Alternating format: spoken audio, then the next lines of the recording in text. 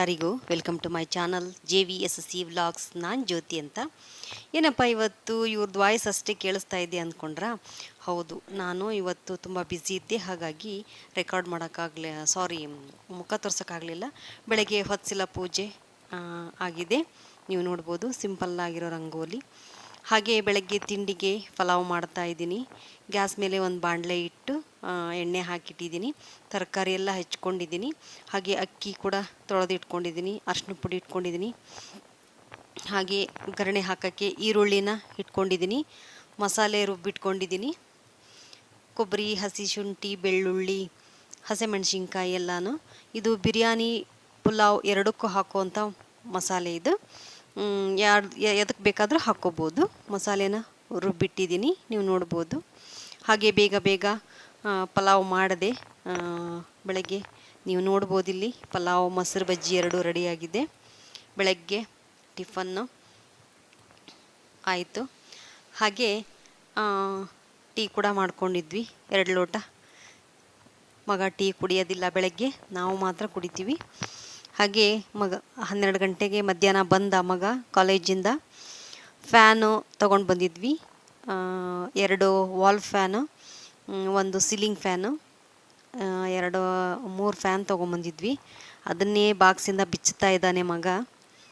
ಆಮೇಲೆ ಎಲೆಕ್ಟ್ರಿಷಿಯನ್ ಬಂದು ಹಾಕ್ತೀವಿ ಅಂತ ಹೇಳಿದರು, ಬರ್ತಾರೆ, ಬಂದು ಹಾಕ್ತಾರೆ. ಓಕೆ, ವಾಲ್ ಫ್ಯಾನನ್ನು ನೀವಿಲ್ಲಿ ನೋಡ್ಬೋದು. ಎಲೆಕ್ಟ್ರಿಷಿಯನ್ ಬಂದು ಹಾಕಿ ಹೋದರು ಮಧ್ಯಾಹ್ನ.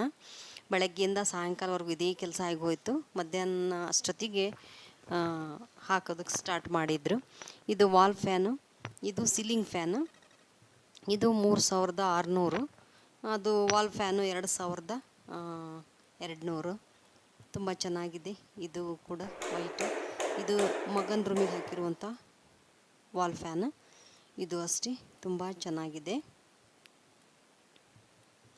ಈ ಥರ ಅವನು ರೂಮಿಗೆ ಡಿಸೈನ್ POP ಡಿಸೈನ್ ಮಾಡಿಸ್ಕೊಂಡಿರೋದ್ರಿಂದ ಅವನಿಗೂ ಕೂಡ ಹಾಕಿದ್ದೀನಿ ವಾಲ್ ಫ್ಯಾನ್.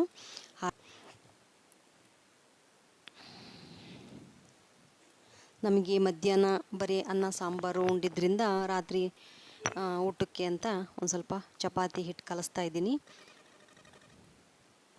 ರಾತ್ರಿ ಊಟಕ್ಕೆ ಅನ್ನ ಸಾಂಬಾರು ಇತ್ತು, ಅದ್ರ ಜೊತೆಗೆ ಒಂದು 4 ಚಪಾತಿ ಮಾಡ್ಕೊಳ್ಳೋಣ ಅಂತ ಚಪಾತಿ ಹಿಟ್ಟನ್ನು ಕಲಿಸ್ತಾ ಇದ್ದೀನಿ.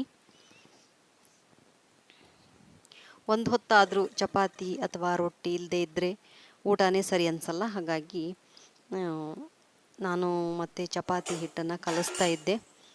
ಚಪಾತಿ ಹಿಟ್ಟನ್ನು ಕಲಸಿ ಸ್ವಲ್ಪ ಎಣ್ಣೆ ಹಾಕಿ ನೆನೆಯೋದಕ್ಕೆ ಬಿಟ್ಟರೆ ತುಂಬ ಚೆನ್ನಾಗಿ ಮೃದುವಾಗಿ ಬರ್ತವೆ ಚಪಾತಿ. ಹಾಗಾಗಿ ನಾನು ಎಣ್ಣೆ ಹಚ್ಚಿಬಿಟ್ಟು ನಾದಿ ಒಂದು ಸ್ವಲ್ಪ ನಾದಿ ಚೆನ್ನಾಗಿ ಮಿಜ್ಜಿ ನಾದಿ ಇಟ್ಟರೆ ಚೆನ್ನಾಗಿ ಬರ್ತಾವೆ ಚಪಾತಿ. ಹಾಗಾಗಿ ನಾನು ಚೆನ್ನಾಗಿ ನಾದ್ತಾ ಇದ್ದೀನಿ ಹಿಟ್ಟನ್ನು. ಅಂಬ್ಲಿ ಕೂಡ ರೆಡಿ ಆಗ್ತಾ ಇದೆ ಅಲ್ಲಿ ಜಿಮ್ಮಿಗೆ. ಹಾಗೆ ಚಪಾತಿ ಹಿಟ್ಟಿಗೆ ಒಂದು ಏನಾದರೂ ಬಾಣಲಿನ ಮುಚ್ಚಿ ನೆನೆಕಿಟ್ಬಿಡ್ತೀನಿ.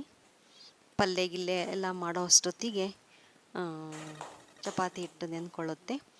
ಆಮೇಲೆ ಅದಕ್ಕೆ ಪಲ್ಯನ ರೆಡಿ ಮಾಡ್ಬೋದು. ಇವಾಗ ಮುಚ್ಚಿ ಇಡ್ತಾ ಇದ್ದೀನಿ. ಹಾಗೆ ಆಲೂಗಡ್ಡೆ ಕೂಡ ಬೆಂದಿದ್ವು. ಆಲೂಗಡ್ಡೆ ಸಿಪ್ಪೆನ ಸುಲಿದು ಸ್ಮ್ಯಾಶ್ ಮಾಡಿ ಇಟ್ಕೊಂಡ್ರೆ ಪಲ್ಯಕ್ಕೆ ಒಗ್ಗರಣೆ ಹಾಕೋದಕ್ಕೆ ಚೆನ್ನಾಗಾಗುತ್ತೆ. ಬೇಗ ಬೇಗ ಎಲ್ಲ ಕೆಲಸ ಆಗಿಬಿಡ್ತಾವೆ. ಈರುಳ್ಳಿ, ಹಸಿಮೆಣಸಿನ್ಕಾಯಿ, ಟೊಮೆಟೊನೆಲ್ಲ ಹೆಚ್ಚಿಟ್ಕೊಂಡಿದ್ದೆ. ಇವಾಗ ಪಲ್ಯಕ್ಕೊಂದು ಒಗ್ಗರಣೆಗೆ ಹಾಕಿದರೆ ಆಯಿತು. ರಾತ್ರಿ ಊಟ ರೆಡಿ ಆಯಿತು. ಚಪಾತಿ, ಪಲ್ಯ, ಅನ್ನ, ಸಾಂಬಾರು.